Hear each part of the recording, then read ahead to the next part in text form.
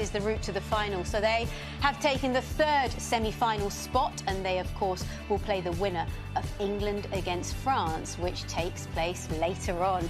Wow, what a 90 minutes or 98 minutes we have just witnessed. It was something very, very special. Part of history. Oh, it is. And you know what, the fans are still here behind us, and this stadium is still bouncing, Graham, isn't it?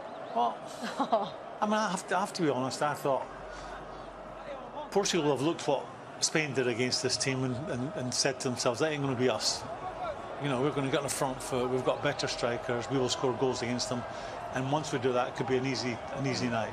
Well, they didn't do that, and then, you know, when you're a player on the pitch, see, when you start in the quieter moments when the ball may go out of play, your brain starts to drift and say, oh no, this is happening.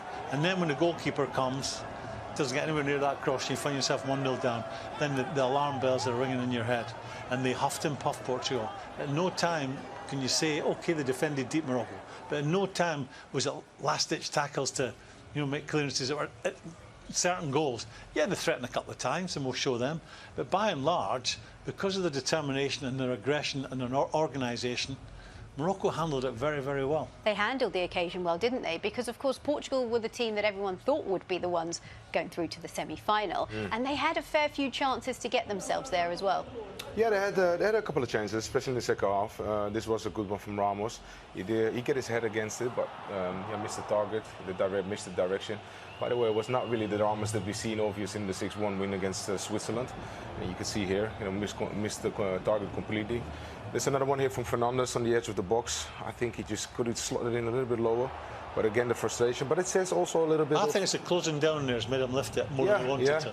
But that's, you know, we're talking about the resilience of Morocco. I think because they missed all these chances, and because they were so close every time when Portugal tried to pull the trigger on them, you know, and it makes them difficult. But they were closing down. That's the thing. They were closing down all the time. So that's why it was so hard for them. We've got a bird's eye view of every time they came near to the Moroccan goal. Yeah, they were sprinting at them, and they were making them hurry passes, making them hurry shots. Yeah. And you know, that doesn't come by accident.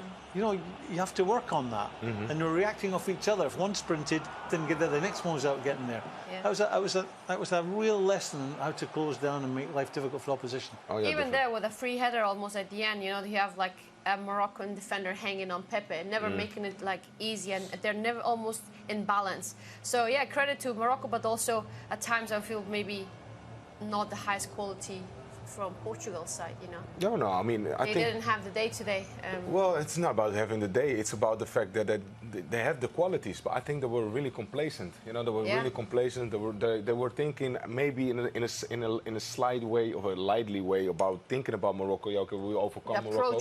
And the approach was not the same approach that we've seen against them against Switzerland. You know, the high energy, high octane, always pressing. But you've got to give Morocco credit.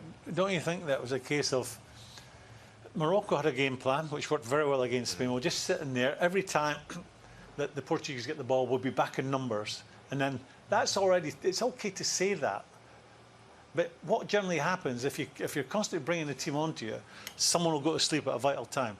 Well, none of them went to sleep at any vital times tonight. To a man, they were awake to every bit of danger, and they did it with so much determination and passion, and they were fighting for a cause. That was more than a football match to these guys. They were fighting for a cause tonight.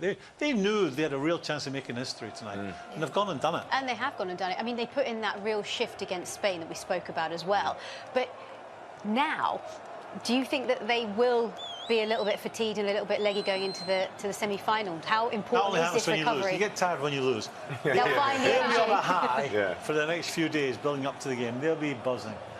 Yeah, 100%. The will not be a factor. Injuries might, Sace won't play. I think Sace will do anything possible, what he can in the ability that he has, in order to make the semi-final. He don't care if he has 3 injections or 4 injections, you know what I mean? But he will try to make it as fit as possible to the semi-final, because it's a find another level, right? It's a World Cup. It's a once-in-a-lifetime moment for him. We spoke a lot, didn't we, also about the squad depth of both of the sides, and we thought maybe squad depth would prevail and maybe Portugal would find something off the bench like Ronaldo, but it just wasn't meant to be. Nadia, talk us through the winning goal, though. Talk us through this moment.